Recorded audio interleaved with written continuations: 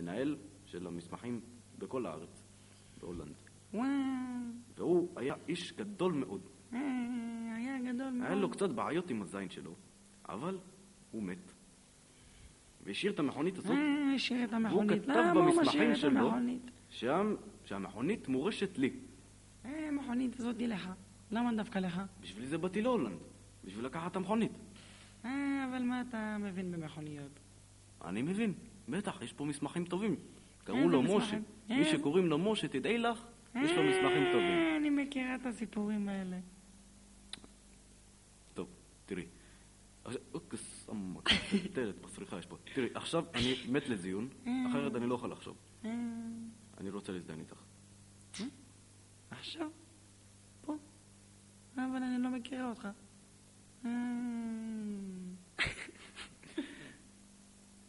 תשימה את זה כאן! על המטוס! חושב שיש לי פה מיכל.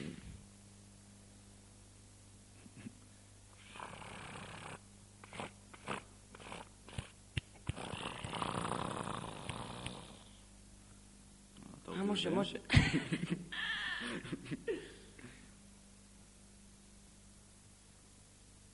אני חושב זה סרט בכלל לא טוב.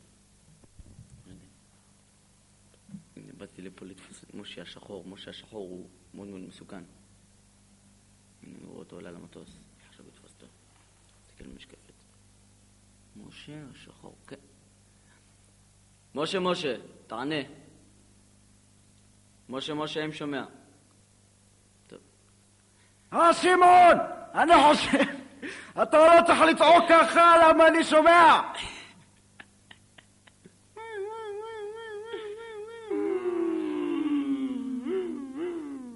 שלום לך אדוני, תכנס בבקשה, תודה רבה.